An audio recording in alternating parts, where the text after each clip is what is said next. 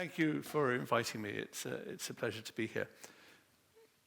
You're probably all very familiar with cancer screening. There are 3 cancer screening programs in the UK, bowel screening, breast screening, and cervical screening. And you may have heard that recently the Advisory Committee on Screening has recommended that the 4 nations each introduce a lung cancer screening program. This will be targeted only for people who are at high risk of lung cancer, but that should be introduced over the next couple of years. And you may also know that prostate cancer screening is somewhat controversial. There is no screening program, but any man can ask for a PSA test on the NHS, but it's not going to be organized and invited for that screening. But the problem is that we've got some screenings, but the majority of cancers there are no screening tests for. And so of the people who die from cancer, 83% of them die from a cancer for which there is no recognized screening.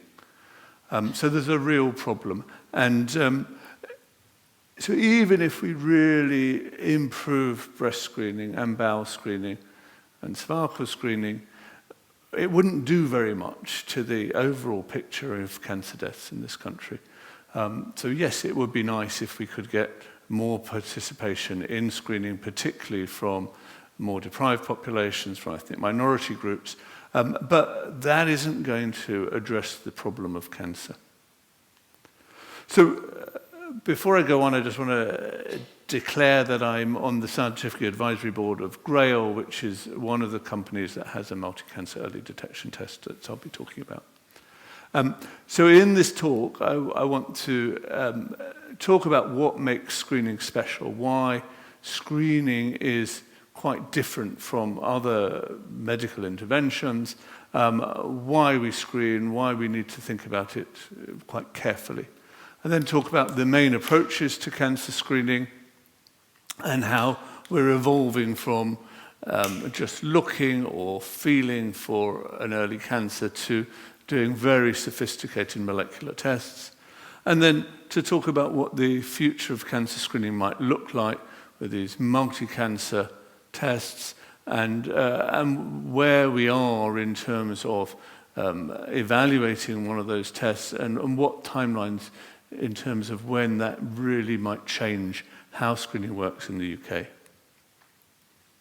So in terms of what is medical screening, it's a fairly complicated definition. There are 2 here, but what's key is that we've got a systematic application of a test to identify people who have not sought out medical care because of symptoms, to identify those who are at sufficient risk that it justifies some further investigations. And what's key here is that mostly in the healthcare system, people have a problem or a perceived problem and they go to the doctor, say, can you help me? With medical screening, it's the other way around. People think they're absolutely fine and the doctor or the healthcare system contacts them and says, please come and be tested. So that puts a very different burden of care. But screening, you can think of it as like a sieve. So we start with a very large group of people, the whole population, and we want to, by testing them or by doing some other form of screening, to find a smaller group who would benefit from further investigation. And there may be several steps to that sieving, and so those people who have the further tests could be divided into those that will benefit from treatment and they receive treatment, those who simply get told that actually there's no problem, you're fine, and those who get some sort of advice or counselling because they might be at higher risk, but there's nothing there to be treated. And why are we interested in screening? Why do we think that cancer screening is a good idea? So on the right here, these are survival curves. So it's the proportion of people with cancer who over time die from that cancer or die. And on the right is for cervical cancer in young women. And right at the top there, that line represents 1,905 women who were diagnosed with a stage 1A cervical cancer. So almost certainly this was screen detected through the sort of programs that Mina ran here in Manchester. And over 8 years, only 3 of those women died, which is not that much different from what you would have expected just from taking a group of 1,900 young women in any case. The next curve is stage 1B cancers, and you can see that around 8% of them died, and then stage 2, and those are stage 3 and 4 together. And if you actually separated the stage 4, which is fortunately pretty rare in young women in this country, over 3/4 of them had died within 8 years of diagnosis. And you get the same sort of pattern with breast cancer. This is by the size of the tumor, and you can see in those small ones, 16 years later, over 90% of those women were still alive, whereas in women with very large tumors, 80% had died.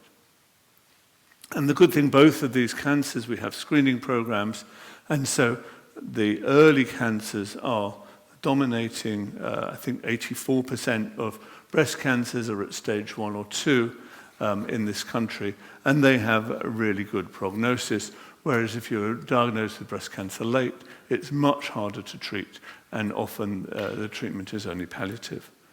But it really is due to screening. If you look in sub-Saharan Africa, so in East Africa, West Africa, and amongst black women in South Africa, 78% of cancers are diagnosed at an advanced stage of breast cancer. So whereas I think I said it was 84% are early stage, just 16% are late stage in England.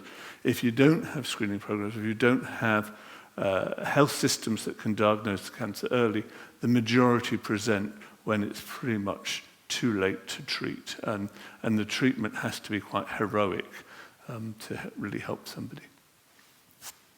And you see the same sort of picture across every sort of cancer. So with lung cancer, for instance, over half of the people diagnosed with an early lung cancer are still alive 5 years later, but just 5% of those who are diagnosed with an advanced cancer survive 5 years. And tragically, only 27% of lung cancers in this country are diagnosed early. And so you can see what a big problem it is. And for all cancers, the early cancers, 89% survive 5 years, so just under that proportion will be cured. And but with the late cancers, 80% have died within that amount of time. And unfortunately, only 7% of all cancers are diagnosed at early stage. So if we could shift that, if we could shift from 57% being diagnosed at an early stage to 75%, which is the NHS goal, we would be preventing, I think, about 20% of all cancer deaths in this country. So that is the goal, that is the reason that we're so interested in screening, because it could make a major difference to our ability to treat cancer successfully. And you can see just how well that could work.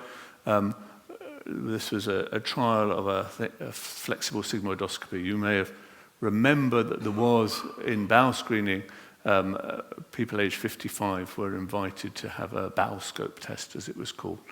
And what this shows is that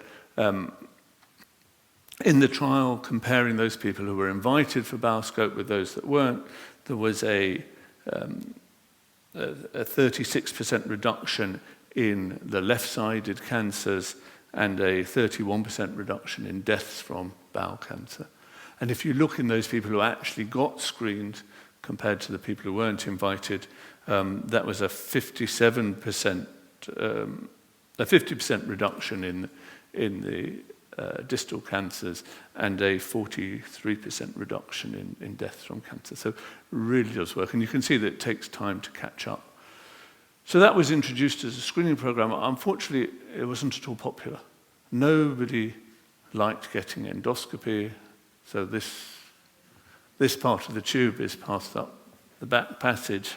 This part's held by the clinician. So people didn't enjoy it. Less than half of the people who were invited turned up, and doctors didn't like doing it. So there was not enough capacity.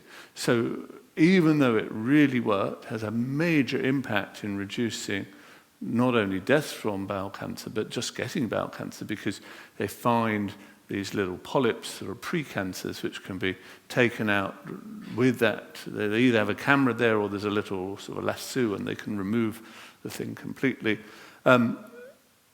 Quietly, during COVID, they just disbanded that, and we don't screen that way. So even if you have a good test, it may not be acceptable, it may not work in a population.